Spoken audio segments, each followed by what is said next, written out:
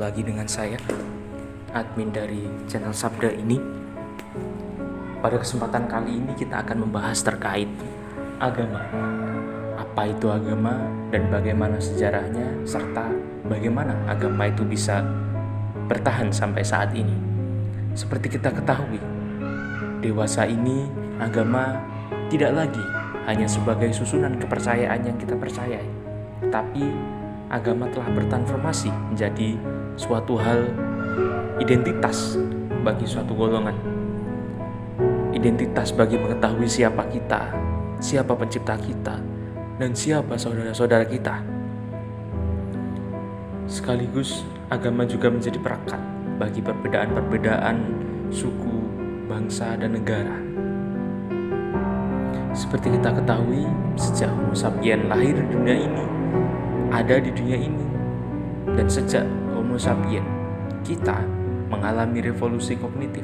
Sejak saat itu Homo sapiens mulai mencari siapa di balik kejadian-kejadian luar biasa yang ada di alam semesta ini. Tanpa pikir panjang, langsung kita membahas terkait apa itu agama. Agama adalah kepercayaan seorang terhadap makhluk spiritual, misalnya roh, jiwa, dan hal-hal lain yang punya peran penting dalam kehidupan manusia.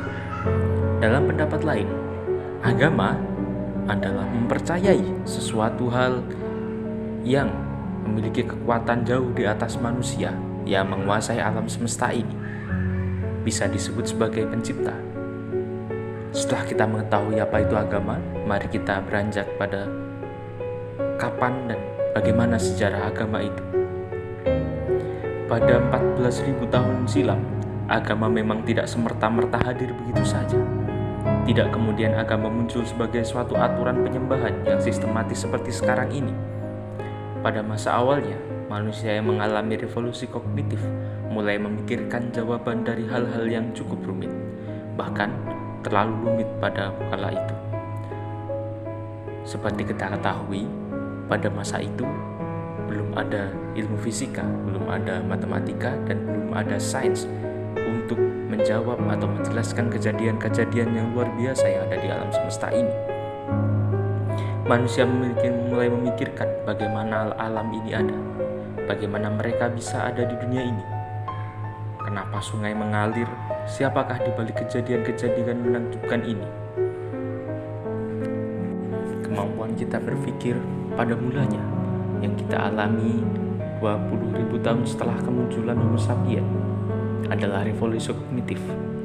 Sejak revolusi itu terjadi, kita mulai berpikir secara kognisi, menganalisis segala sesuatu, memikirkan segala sesuatu, mencari jawaban-jawaban dengan segala sesuatu.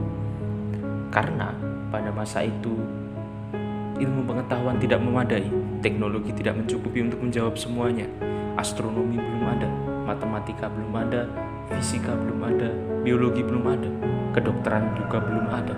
Maka manusia, kita, leluhur kita pada kala itu mencari jawaban dan menemukan jawaban berupa agama. Orang-orang Laut Selatan kemudian menemukan konsep mana atau ruh leluhur yang memiliki kekuatan, di mana kekuatan ini bersemayam di pepohonan, bebatuan, dan pada diri kepala suku. Orang lain, orang Latina, menganggap atau menyebut hal ini sebagai numina, ruh-ruh inti yang ada pada orang suci. Sedangkan orang Arab menganggap hal ini sebagai jin-jin yang bersemayam di seluruh jagat Sahara. Ilmuwan ahli sejarah asal Jerman, Rudolf Otto, menyebutnya sebagai Numinous. Gejolak-gejolak kepercayaan serta pemahaman terkait ruh-ruh tersebut menjadi pemantik awal kepercayaan terhadap dewa-dewa. Pada mulanya, pada zaman Paleolitik atau revolusi pertanian, manusia menyembah Dewi Bumi. Penyembahan ini dipicu dari rasa syukur terhadap panen raya yang mereka dapatkan setiap tahunnya.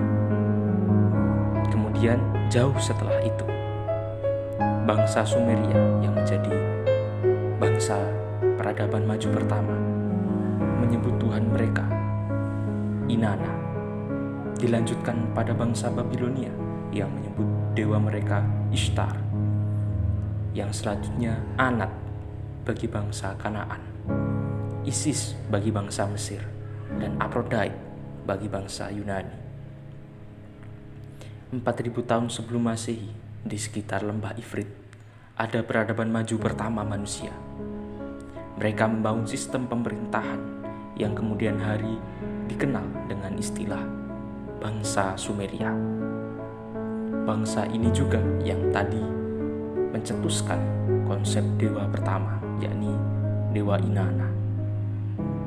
Dari bangsa ini juga mulai membangun kuil, penyembahan, dan persembahan bagi para dewa.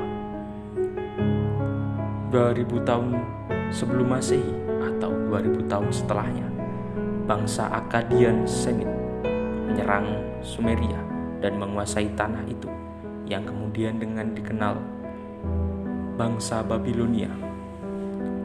500 tahun kemudian, bangsa Asyur menguasai tanah Babilonia yang sekaligus menyerap budaya Babilonia, di mana budaya ini kemudian hari memengaruhi budaya agama Kanaan yang nantinya akan menjadi tanah yang dijanjikan untuk bangsa Israel.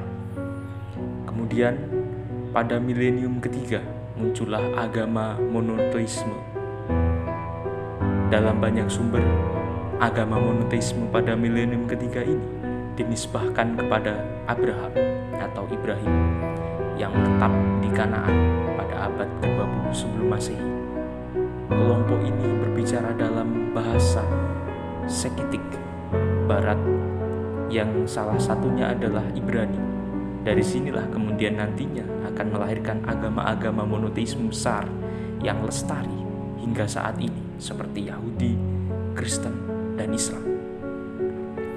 Sejarah agama kemudian berlanjut melalui agama-agama Semitik atau agama-agama Abraham ini, mulai Yahudi, Kristen, dan Islam dengan masing-masing kitab suci mereka.